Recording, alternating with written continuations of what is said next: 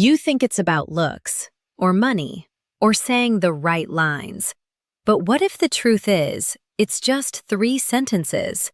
3 simple compliments that don't feel like compliments at all. And once you understand them, you'll start noticing something unsettling.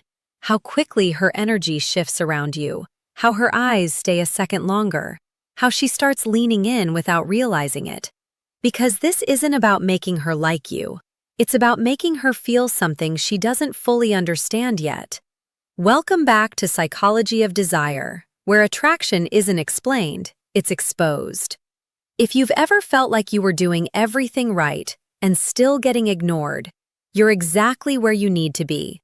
Because most men don't fail from lack of effort. They fail because they say too much and mean too little. And this is where it gets dangerous. You've been taught to compliment her looks. Nice dress. You're beautiful. You have pretty eyes. Safe, predictable, disposable. She's heard it all before, probably 10 times this week. And here's what you don't see. Every time you say something obvious, you lower your value in her mind. Not because it's wrong, but because it tells her you're like everyone else. And she doesn't respond to everyone else. She reacts to the one who makes her pause. The one who says something that doesn't immediately make sense, but lingers in her head hours later. But here's the part most men completely miss. Attraction isn't built on what you say.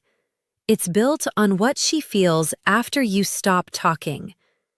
Let that sink in, because the first compliment, the one that changes everything, doesn't even sound like admiration. It sounds like observation. You look at her, not quickly, not nervously, but like you're noticing something deeper than her appearance. And then you say it. Not loudly, not eagerly, almost like you're thinking out loud.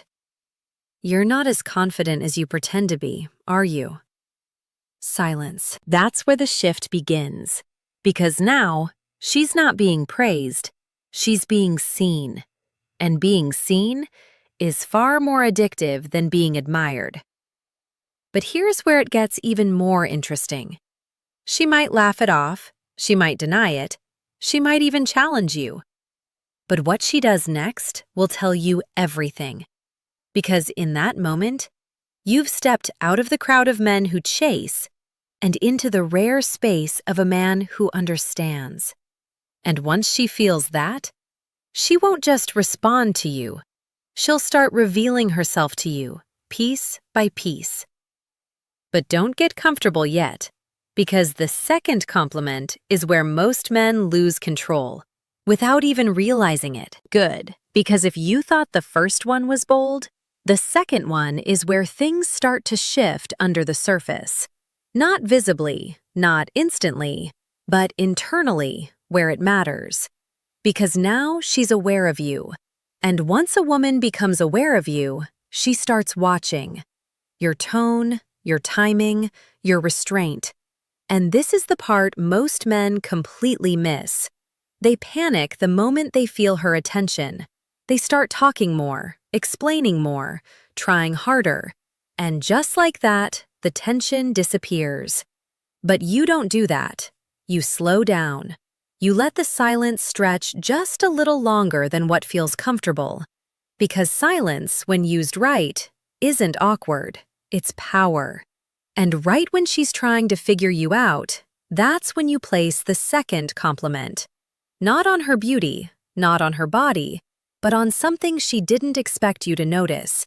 Something she didn't even consciously show you. You lean in slightly, not physically, but with your presence, and you say, "You're the type who acts like you don't care, but you actually notice everything." Now watch closely, because this is where it gets dangerous. She won't react the way you expect.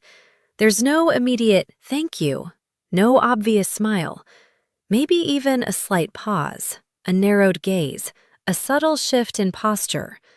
Because now you've done something rare. You've described her in a way that feels uncomfortably accurate. And when a woman feels understood on that level, She doesn't pull away. She leans in, emotionally first. But here's the twist. She might test you. She might tease you.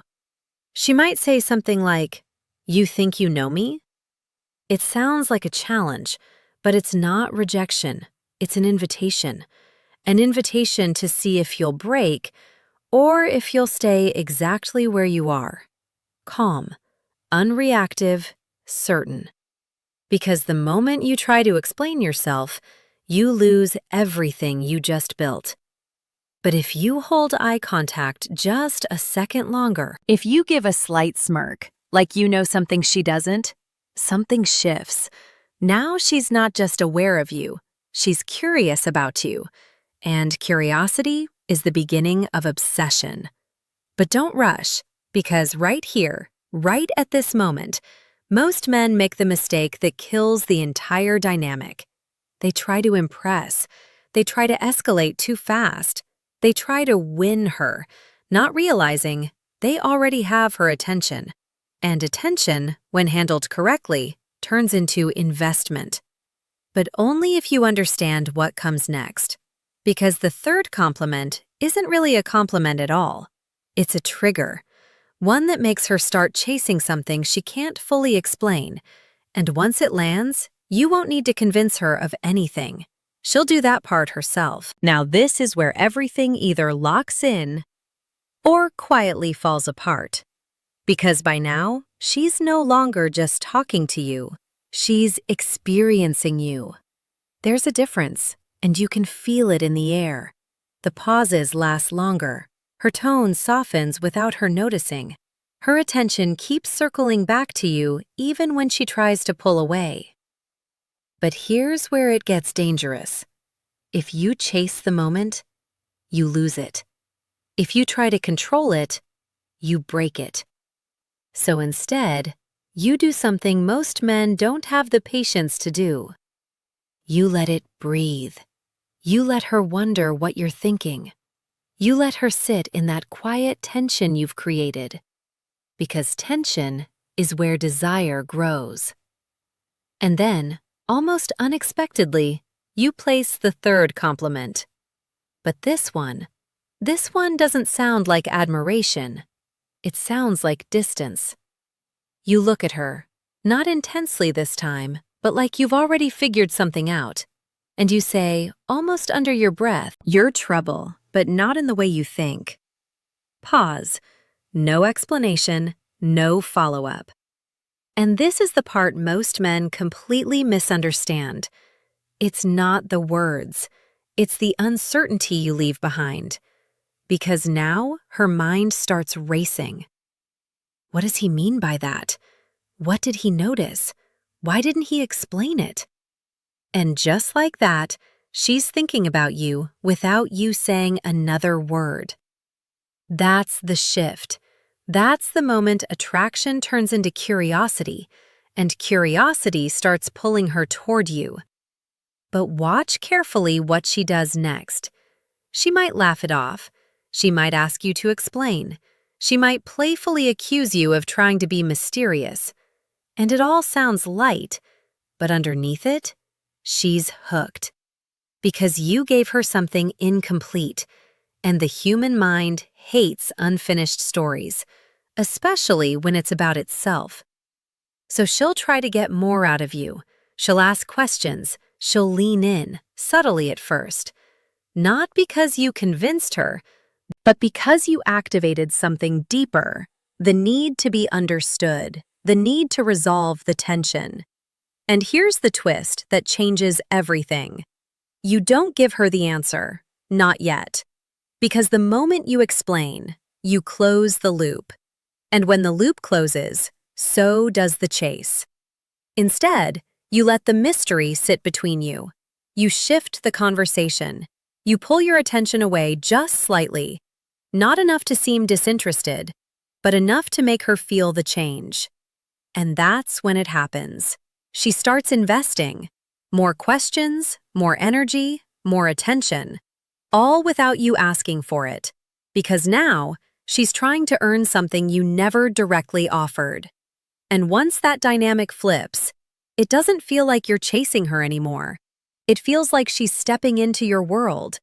But don't get comfortable yet, because what you do right after this determines whether she stays intrigued or slowly drifts back into indifference. And this, right here, is where most men quietly ruin everything they just built. Not with something obvious, but with something small. A shift in energy, a need to secure the moment, a subtle desperation to lock it in. And she feels it instantly. Because up until now, you were unpredictable, measured, controlled, slightly out of reach. But the second you start trying to confirm her interest, you collapse the tension. And tension was the very thing pulling her closer. So instead, you do the opposite of what feels natural. You detach, just enough.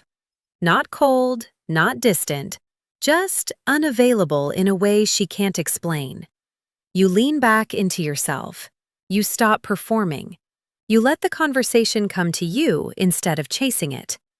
And this is the part most men completely miss. Attraction doesn't grow when you give more.